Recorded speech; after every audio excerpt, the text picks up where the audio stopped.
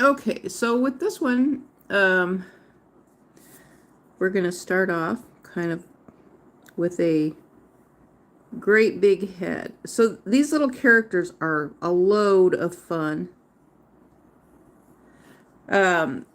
Because they have the giant embellished heads. I'm going to kind of use my pencil a little bit like this. Just laying it down. It's almost kind of like a calligraphy pencil. Now I want to do great big eyes like this. Now these eyes are just pitch coal color.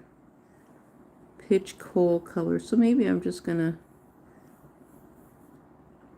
going to leave them like that though. I'm just going to do kind of like this. They're all just filled in, so there's absolutely no contrast in them whatsoever. No contrast at all.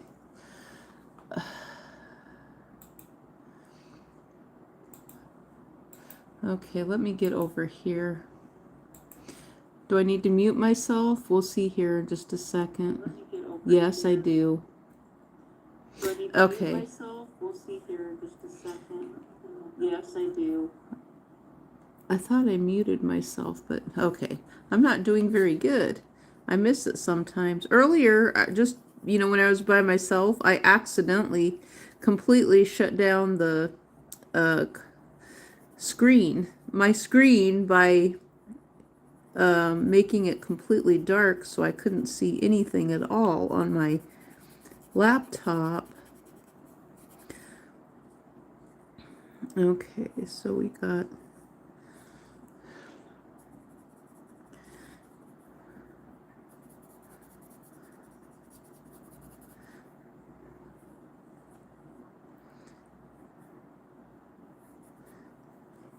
Okay, now let me get my... Okay, so I'm going to do a little neck right here. Little neck. And so we've got kind of a collar right here. And then it's going to go over like this. Just a tiny, tiny little body is what we're working with on here. Great big giant head, tiny body. Actually, too, you could turn this into a male as well if you want to work with a little male character. Now, the hair, once we get the hair on, it is cute as a button. Oh, my goodness. I mean, it's cute now. We're going with this zipper face still. We're working with the zipper face.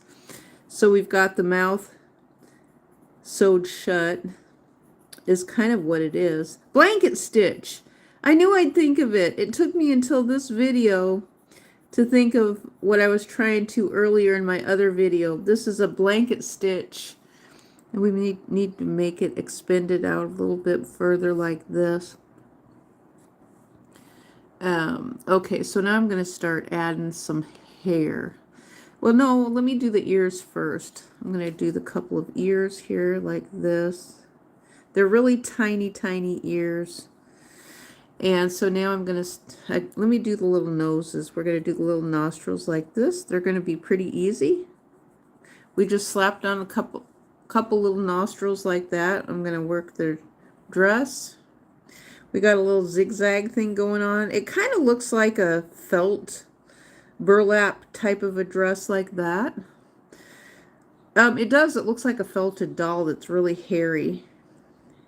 Got the little tiny little legs here like this. And both feet are kind of going in the same direction like this. Just little tiny little, they look really kind of hairy. Okay. So I'm going to wait to finish the rest of that part, and we're going to start working on the hair. Okay, so we've got a little cowlick right here. Now, cowlick is a fun word. Now, if you think about it, cowlick. So cowlick is what's called kind of like the part in the hair. But now think of the word, though, in and of itself, cowlick, like a cow licking, which is kind of funny. I always thought of that, when I heard the word cowlick. It always made me think of a cow licking something. So, I mean, so it's got kind of a mixed kind of a context going on there. Okay.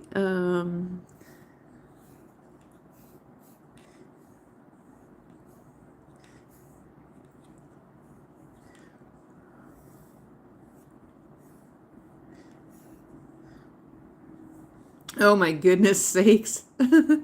I'm wondering if I made the eyes too big. I could have, but I think that's okay. We've got gargantuan sized eyes. Hello. Okay, it's time to do a few shout outs here. Let me get all comments on here. Let's do all. We've got Detroit Duncan. Hello. Can I draw you? I look like Bill, a little Bill cartoon character. Do you have an image of yourself, Detroit Duncan? If you have an image, I could attempt to do you in the future. Great. Thank you. Thank you so much, Ricky Raber. Jay Lindsay, hot, and hello, Jack's Adventures.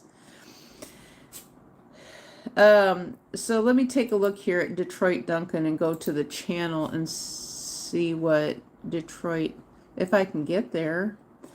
I was trying, I mean, am I, okay, what is going on here? Did I lose my, I can't imagine I already, let me go in here. I was going to look at Detroit. What has happened to my, okay, let me just, hello, Alizma and my best friends. Hello. Oh, T. Lindsay, you want to draw me? Why don't you, if you can draw me and you can just imagine what I look like, just make something up what you think I look like, you know, so, I think that's kind of the fun of it, is not knowing what we look like and just make up something of what you think I look like. It could be a star, it could be a star's head on a body, or you know. Okay, so anyone else? Shout outs, anybody?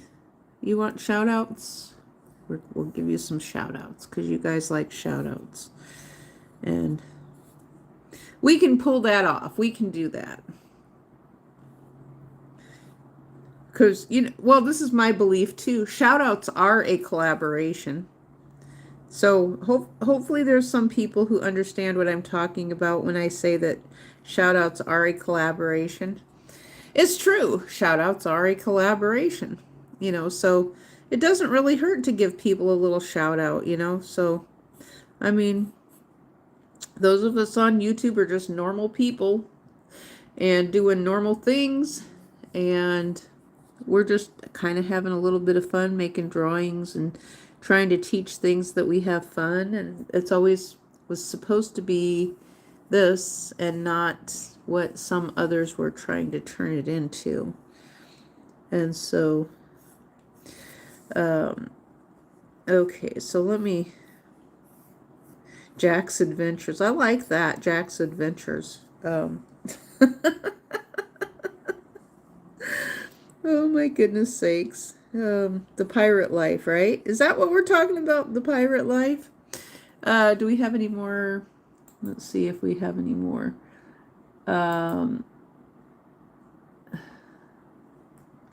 Detroit Duncan. I was gonna go, go to channel. That's where I messed up. Okay, Detroit Duncan. Okay, that's a car. I see a car there. I don't see anything else. I don't see any cartoons or anything. Oh, there's games. There's games there.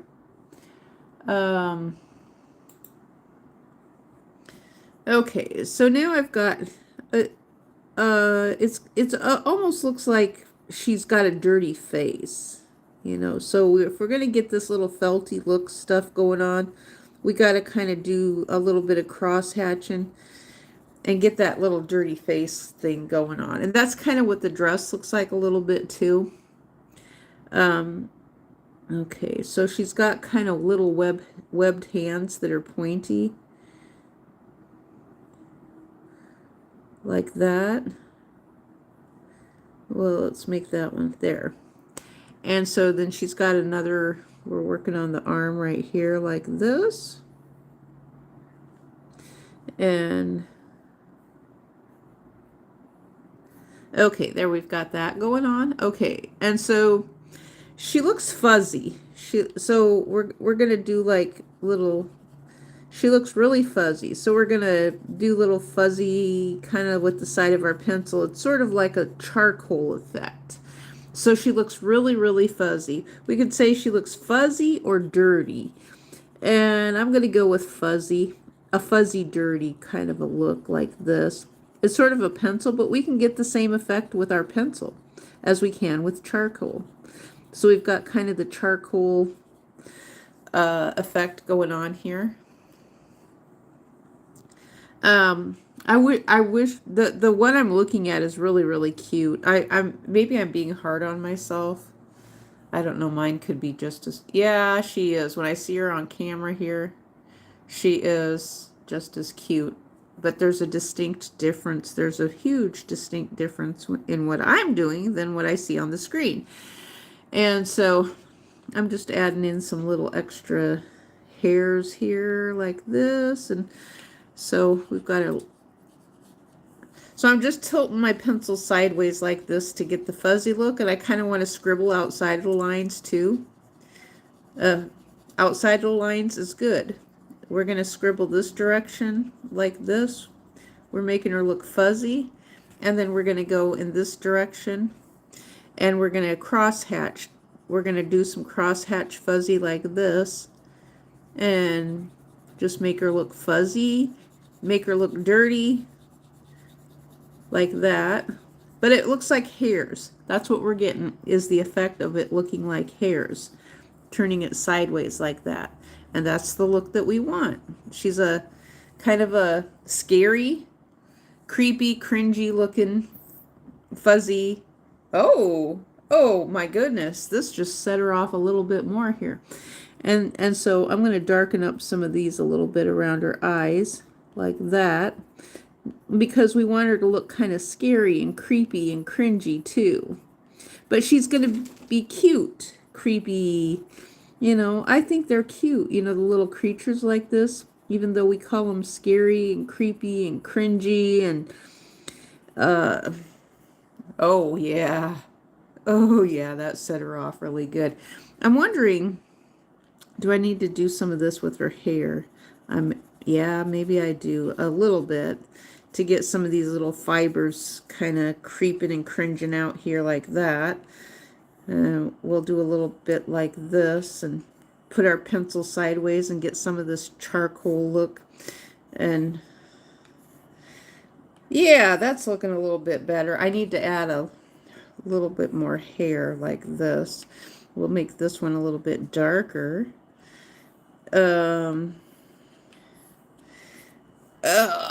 Oh, there she's looking a lot better. She looks a lot better now. Okay, now that we filled in her hair. That's what was missing. I wasn't putting enough hair on her to, I had to fill it in and kind of cover up these parts. You know, it's okay to show the line of the head, but then again, I like to cover it up sometimes too. You know, even though we've got some highlights and things down there like that. Oh, this makes her look really good. Okay.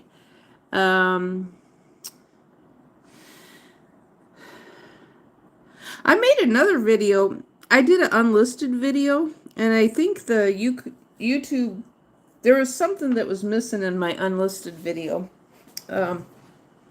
And so I'm going to have to maybe provide some feedback to YouTube on that, because something didn't work right on my unlisted video. There. Oh my goodness. Perfect.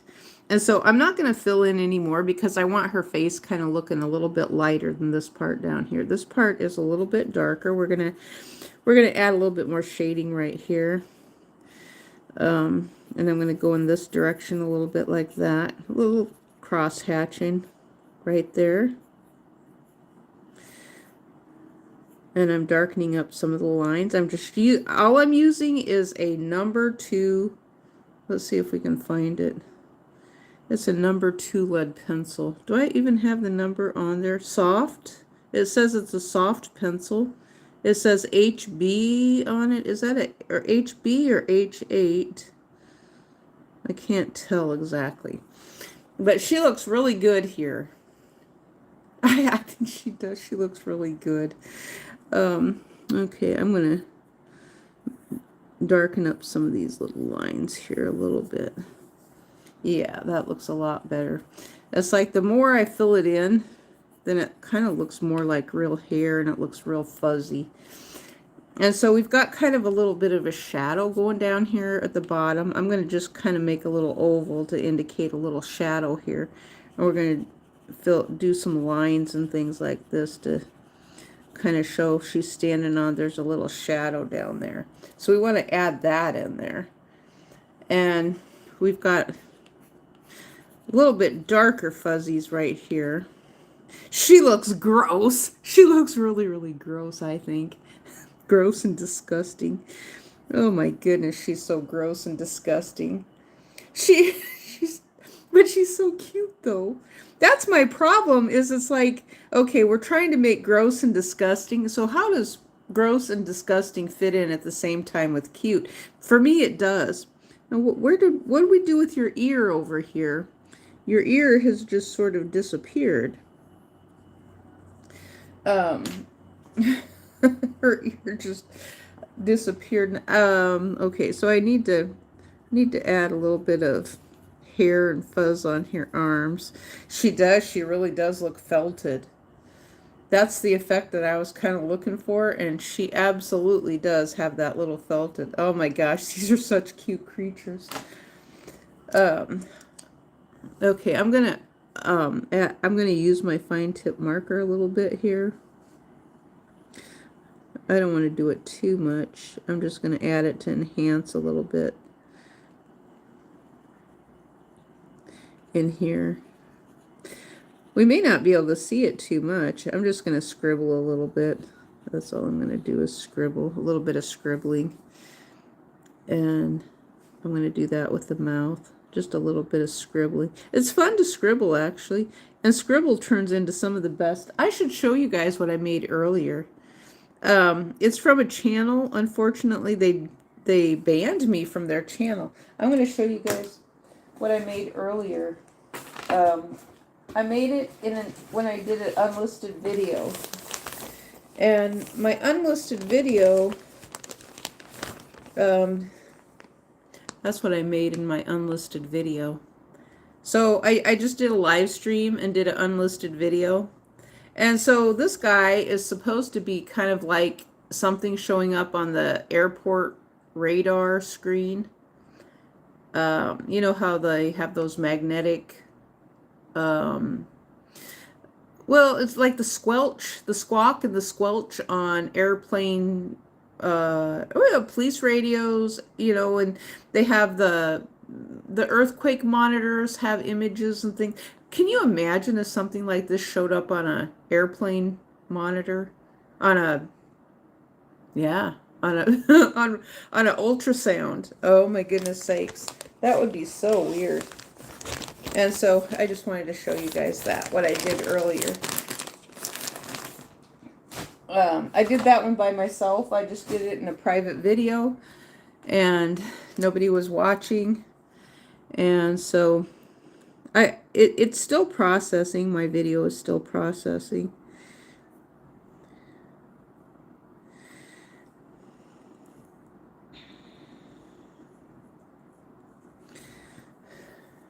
Okay, how long have we've been doing this for about 20 minutes here. And there she is. I think I'm done. Now I have one more that I want to do. I'm not sure if I'm going to do it tonight or tomorrow. I do have one more that I want to do. That's the cute, creepy, cringy little creatures. But I mean, she turned out just so cute. Just as cute as can be. The hair is just insanely adorable, I think. You know, anything. I don't know if anyone remembers back in the day, the Garbage Pail Kids. That was popular for a while during my kids' era, the Garbage Pail Kids. And it's like, I remember all this stuff. I remember all these things that were popular and, so, I mean, we have, the one thing I will say is that, young folks, well, older people have experienced a lot of things and seen repetitions of things that have taken place before in the past. It's just when a young person says something like, well, they want to do this to be different.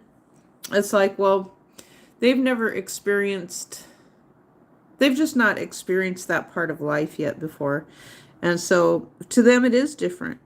You don't know what you don't know.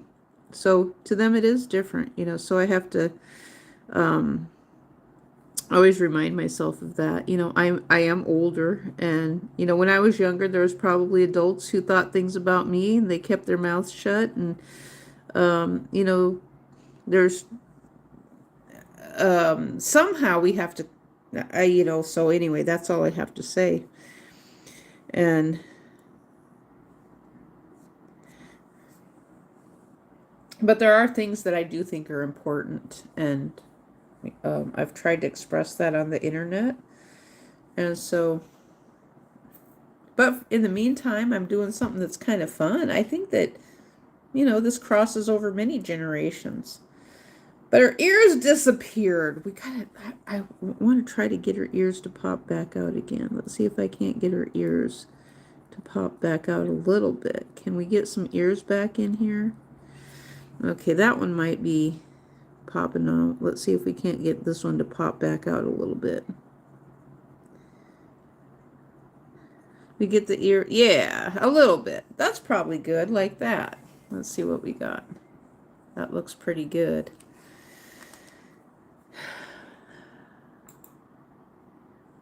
Oh, it's your birthday, H and I. Human, happy birthday, H and I. So happy birthday to, oh my gosh. When I see that on the screen, it is so cute. Oh, goodness. Oh my gosh. And it's one of those things too, I'll say with YouTube, is the more you practice with things, the better you get at it. And that's why it's kind of fun to actually do different things. Now, when I was younger, oh my gosh, when I was like in the second or third grade, I started looking at Dennis the Menace images that were cartoons in the Sunday morning cartoons, and I loved to draw. I loved to look at them and draw pictures. And I remember one picture specifically when I was sick one time, and my mom, she, I was only like 5, 6, 7 years old, and she drew a picture of Dennis the Menace, and she put, "I hope you feel better soon." And that was like the only time she ever drew something. And so she could do, my mom could do drawings too from looking at the newspapers. And it was just kind of fun, and, they were always advertising the stuff in the newspapers. There was like a college of some sort in New York City, and they were talking about people who could just look at something and then draw something similar from it, which I thought was really interesting. I can't remember what the name of that college was, but it was some type of art school or something. And so it was, they would use that. And I wonder if they were doing data collection back then. I have to wonder. It always made me wonder and think about that, if they were doing data collection. I don't know. I mean, granted, back then, even if they got someone's name, they sent like, I think they sent like a package or something like that. And it sounded to me like most people were accepted to whatever it was that, but when you got a kid that's signing up for it, then it's going to be a long time before they actually go to college, or, or have a dream of going to New York City, if that is their dream. More power to them. I have my personal thoughts and opinions about New York City, and it sounds to me like there's some older adults older than me who have who live in New York, who have some very negative feelings about New York City. That's what I'm seeing, and that's what I've been hearing. So, because it's so expensive and it's a rough place to live. Not even for crime. It's more so because of the prices are so high. And, I don't know how they anticipate our country surviving with the prices that keep going as high as what they do. It's a path. It's not a sustainable path. And so that's my sentiment with things, is that I try not to be too preachy on politics, but I have this belief that everything in our country is politics. Everything is. Every person has received some sort of benefit from the government. Oh my goodness, I was watching Shirley Temple today. Now, Shirley Temple was hilarious. Um, sure, and Shirley, okay, there was a movie. Her name was Penny in the movie. And so her character, Penny, kept saying that she felt sorry for Uncle Sam. And so Shirley was talking about, well, isn't there things that we can do to help up Uncle Sam, because he keeps giving and giving and giving things to people, and then people keep asking for more and more and more, and Uncle Sam is broke all the time. And so this was back in the 1930s, and Shirley Temple is very powerful. So I don't know. I know my kids watched Shirley Temple movies, and so Shirley Temple was from the Great Depression era, from way before I was born. In fact, Shirley Temple was, from the Swiss Alps. She played in, was it Shirley that played in Heidi? I don't remember if it was Shirley or who played. I think it was Shirley Temple that played in the movie Heidi now. I'm not sure. I know I just watched the movie Heidi yesterday. I always loved watching the Shirley Temple movies. There was always something sad happening. So she always had, like, her dad went off to war in one of the movies that I watched, and they told her he had passed away, and Shirley would not believe. She did not believe them. And so they let her into the hospital to look to see if she could find her dad. And here, lo and behold, her dad is actually in the hospital. He's wounded. Now there's some really strange things about Michael. There's another Michael Cohen, a FEMA chief of staff. That's weird. Now Shirley Temple, she actually, when I watch the movies, it is almost cringy at times when I hear her talking about taking care of her dad. Her dad is single. And she's talking about taking care of her dad in the sense of how a wife would take care of her husband. And she's like, oh daddy, I need to take care of you. And it's like, it's such an adult role for such a little girl. I wasn't thinking about that when I watched the movies when I was younger. I just watched them and took them at face value. But when I listen to them now, it's like, did this child ever get to be a child?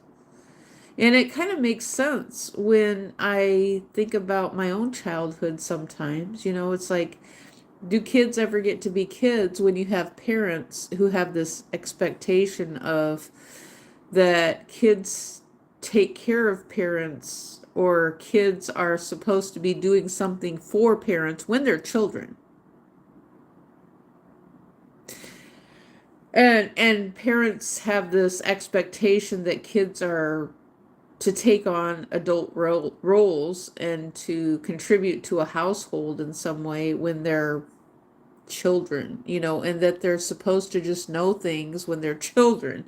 And so, yeah, I mean, it's just, it's kind of the line of where my brain has been with everything making no sense and being very confusing. And, because when YouTube first came about, in 2006 for me. I know it was around in 2005. They put on all these families on the internet, all these vlogging families. And I'm like, and I'm thinking, well, wait a minute. It's like, this doesn't depict my life at all. We're on the internet. Why is it so hard for those of us who have had negative experiences to get our channels viewed and watched? And I wasn't able to figure that out. And there was always someone on the internet who would say, oh, they don't want you here. They don't like you. They don't care about what you have to say. I didn't understand where the people were coming from who are saying that. I do now. I get them now. I actually believe that I am probably part of that group. I'm part of the group who is on the internet, who had a decent YouTube channel at one time, and then it was destroyed by something else. I think it was destroyed by the legacy media. That's that's the where I always shift the blame to, is that the money people.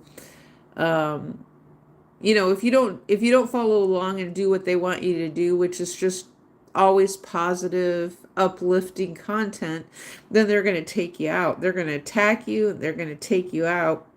When you question things, and then when you find out how things are done and you tell how it's done, then they're going to take you out and destroy you, because they want the eyeballs on what they're doing. They don't like the internet. So legacy media does not like the internet at all.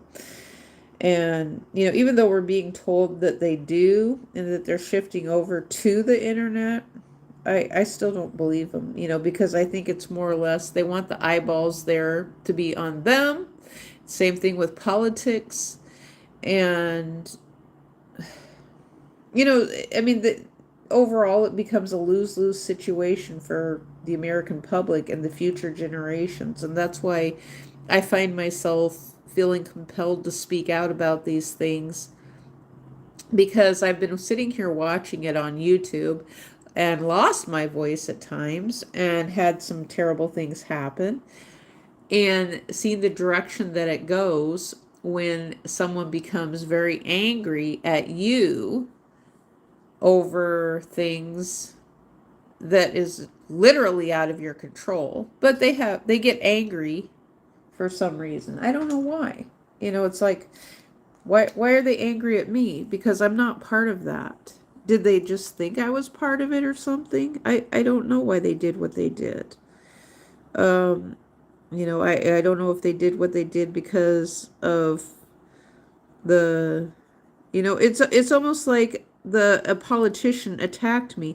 I really do feel that way. I felt like a politician attacked me because I said that the politician censored me on Facebook, which they did. I raised the issue and I said, when you have to pay to park, you're paying to see your politician. And there's not supposed to be a surcharge on politicians, but there is. When you have to spend that much money on advertising, or you have to pay or buy a book, for a politician to get elected, it violates the emoluments clause. I shouldn't yell so much. But it violates the emoluments clause. I just get passionate. I'm not angry. I just get passionate about things. And so it violates the emoluments clause. We've talked about that for many, many years. The things that violate the emoluments clause, because the military is bringing this up, I believe. And I have military ties.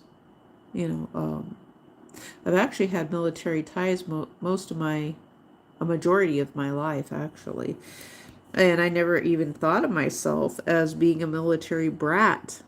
I was born as into that, or shortly after I was born, I was a military brat. But I was one of the stay-at-home, not go along with dad type things, because I don't think they accepted families then. And then, when the future things, when the military invites family members to go along and things change, we're not supposed to be quiet and not say things, are we, to make things better? I didn't think. I thought we were supposed to speak out and talk about things that are not so good. And we thought someone would listen, but the military members know the bad things happen, and a lot of times there's ones that are not so, um, they lack integrity, you know. So, I mean, it's across all spectrums. You know, it's not just any one spectrum. They lack integrity related to things that they do. And we've heard about that on television, even when I was with my ex-husband, my first one, when he was in the military, we heard about terrible things that were happening to spouses and women all the time. And it was not good. It was ugly. It was very, very ugly what was going on. And it's almost like the United States military and spouses are a reflection of the foster care system in the United States. We have a bunch of adults who can't even take care of ourselves because of prices rising. Because prices get higher and higher, that people can't take care of themselves. And, I wish I could be a politician, but I think the younger generation, what I'm seeing now is the young men. I don't know about the women yet. There is some women, but maybe not as many. But the young men, I believe the younger generation of males, they do have an understanding of what's going on. They don't like the higher prices either. I think that they probably, and so one of the things I've always said is that men who stay single, they don't know what it's like to have a family. They're a family of one. They take care of themselves. They have a right to do that. They have a right to be single. I don't object to that at all. But when you put a bunch of young men into the United States military and then they say, well, the military is not a place for women, which that's what they said at one time. I mean, we have progressed so women can join, but in the last 5 years, they've said the statistics for women in the military is like 30%. Then a lot of times women end up pregnant and then they end up getting out anyway because they don't have a family care plan for their kids.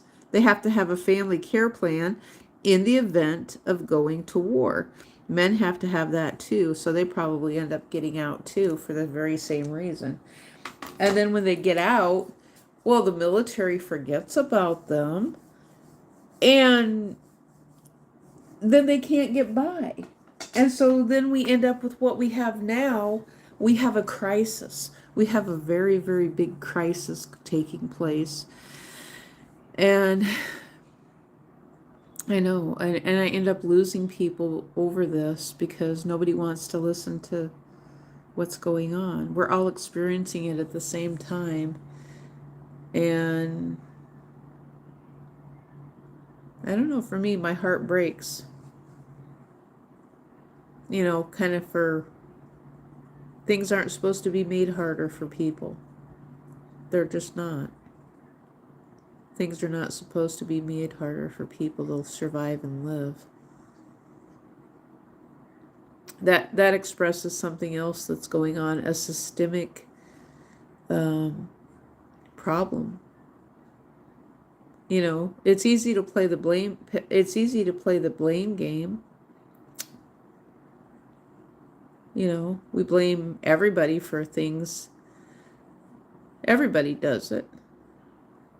But who's going to step up and say, okay, we've got to change this. We've got to throw a wrench in the wheel of this systemic problem in our country and say, okay, our government is not working for us. It's supposed to be working for the American people, not for interest groups.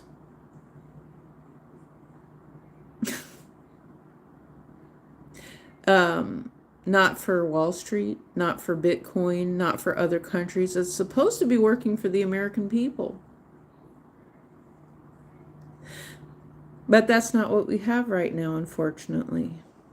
And so I don't know where we go from here. I don't know what we do, because it's going to take an outcrying of the American broad public to outcry about this, in a peaceful manner. You know, that's what I've always thought, in a peaceful manner, and maybe through YouTube in some ways, because these are the only voices that we have is on the internet, on YouTube.